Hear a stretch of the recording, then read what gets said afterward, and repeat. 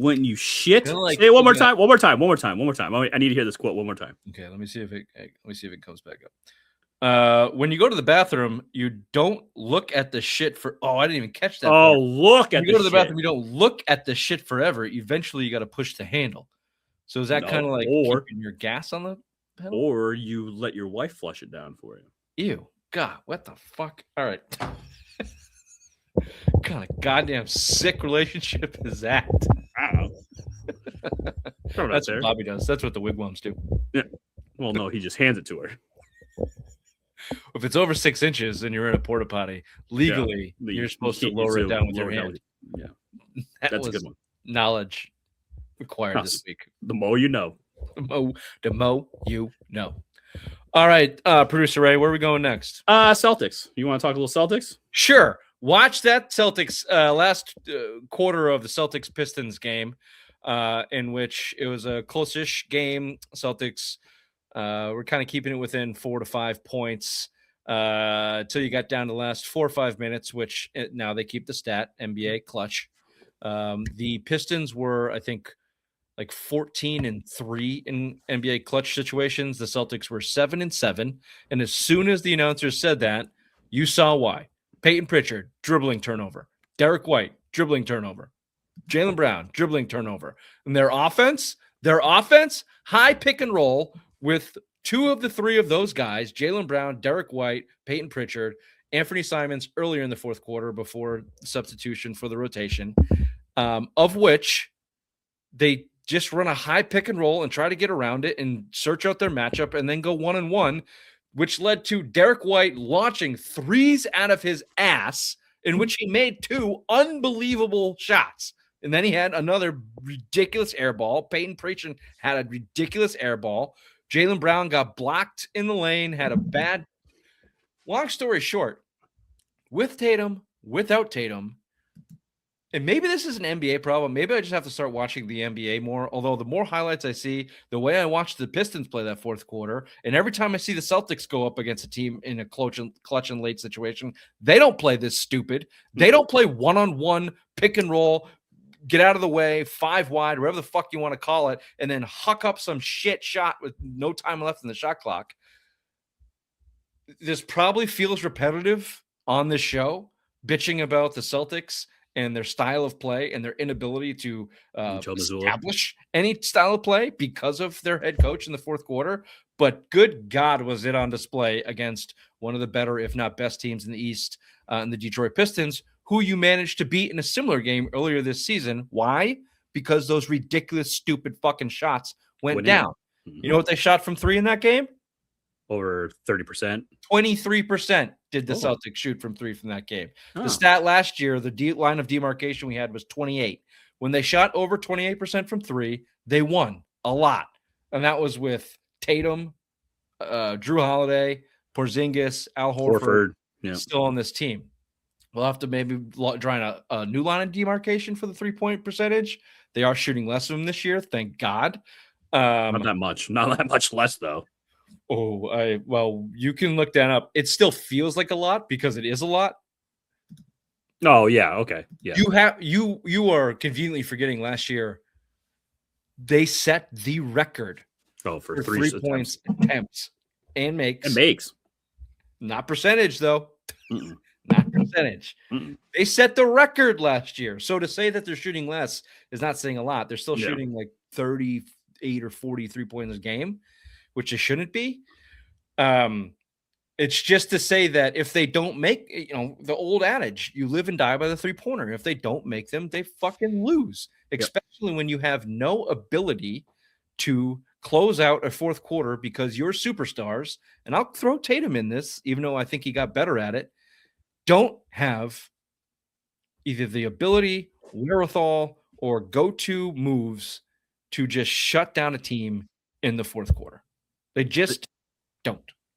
I think also someone needs to send Joe a early Christmas gift of basketball defense for dummies because this team doesn't play a lick of fucking defense.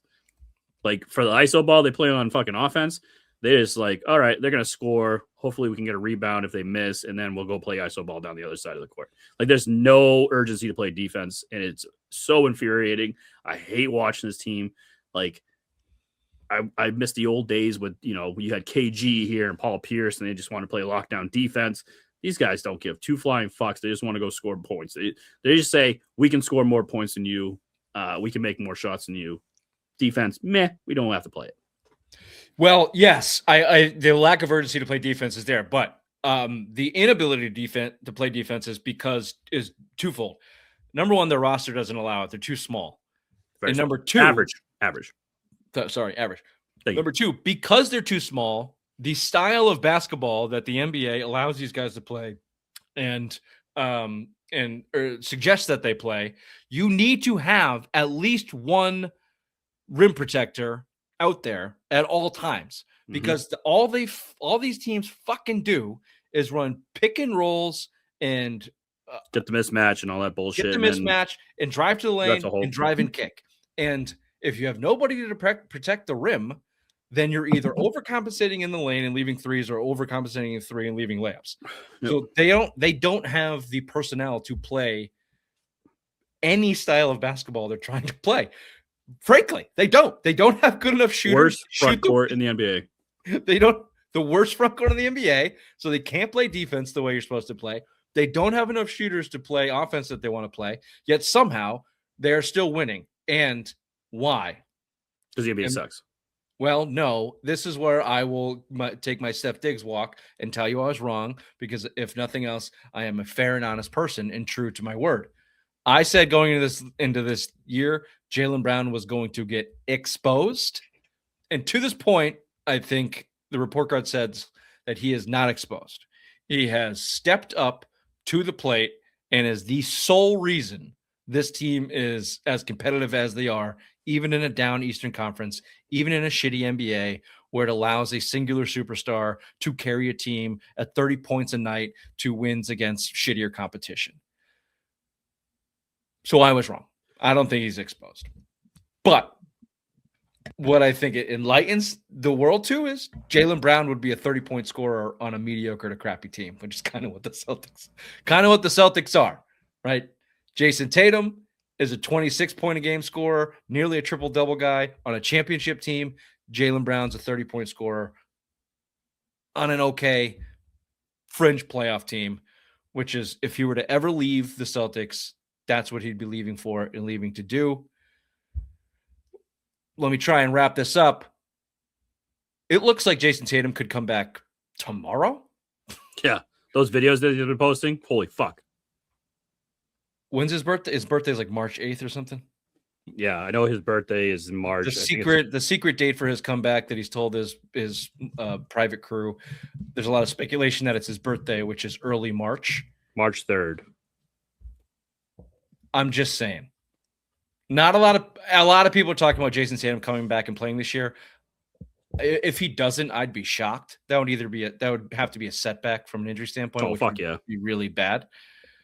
Not a lot of people are talking about he's not going to be the Jayson Tatum when he comes back, which you have to try to anticipate for. But fuck, if he comes back early March, you give him a month to get into playoff shape. This team could be as threat to in the Eastern Conference as any other team, especially if Stevens can do anything about that front court and put someone in a position there to actually rebound and play some low post defense. Well, I talked to Bobby about this last week about like maybe they should make a move. Maybe they should trade some of their second round assets. They got a bunch of second round picks coming up, and I know that's gold in the NBA nowadays. But even if you load it up now to help out Jaylen Brown, obviously Tatum's coming back in March. Wouldn't you want to do it? Bobby was very against it, but I think you should start doing it and start looking at your options now. You need to get front court help. Your bench is atrocious. Your starters aren't going to be able to go all the time. Jaylen Brown's going to get burnt out or start getting load management because he's playing 33 minutes a game right now. So you need to start getting him help and know that Tatum's coming back and make the run for it now. Like, what did that moron Vine want him to do? Tank? He says you shouldn't do anything until Tatum comes back for next year, 2026. He said That's the 2026 dumbest is shit when I've ever heard. Look, Vine's an idiot. He doesn't know what he's talking about. I hope clip this. You're an idiot, Vine. You don't know what we're talking about. Anybody who doesn't want the Celtics to invest this season right now, for now in the future, is dumb. Here's the factors you have to take into play. Tatum is coming back. They're the top 3, top 4 seed in the East. It's not going to do shit for you from a draft standpoint to keep playing as well, keep stacking up the wins against bad competition. So you might as well invest in this team. However, you cannot avoid the financial burden that is hanging over them and the elephant in the room. So Vine's an idiot. You have to understand that the financial burden of this team is going to be there. So your key piece is Anthony Simons. Obviously, he's making $28 million a year. He's not fit. He's redundant on Peyton Pritchard or Derek White. He doesn't do a lot for the team. So yeah, if you can move that money for someone that's going to fit the team better and stay under what their owner is looking to pay, I think that's what Brad Stevens has to do. But if you don't want to improve the team now for the playoffs this year, you're foolish. Yeah, Vine doesn't want to do it. Vine says, nope, don't do anything. Wait till the offseason and then make your moves. It's like, no, the East is so weak right now that you could make a move. You could get one guy in here to help out, and you could probably be top 2 in the East right now. Anybody, this is a rule that everyone should abide to. The idea of thinking about the future over the present in professional sports, especially in today's professional sports, is proven wrong over and over and over and over and over again. Just constantly. It's been proven wrong. If you can improve your team and see what tomorrow brings. Yeah, sure. If you don't go invest $200 million in Kawhi Leonard and get you involved in some type of FBI scandal for half of that money or whatever, that's probably bad business. But bringing in a decent center to help out in the playoffs this year, as opposed to waiting for next year, that's not going to cripple your franchise. So don't Steven Strasburg this thing and shut down your best pitcher only to be blown out in the playoffs because you don't have your best pitcher. Yeah, exactly. Shall we take a break so I can deal with the migrants that are invading my sovereign territory down here? Absolutely. Thank you.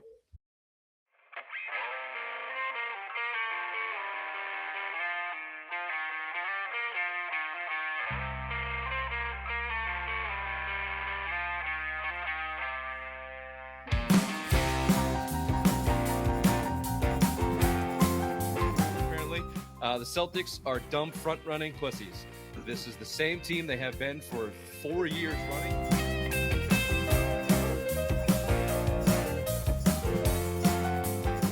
Well, my worst nightmare came true. Mazzulla and Mayo are friends. What the fuck? Apparently they've known each other since Virginia. They have these docking sessions where they talk about ball and managing people.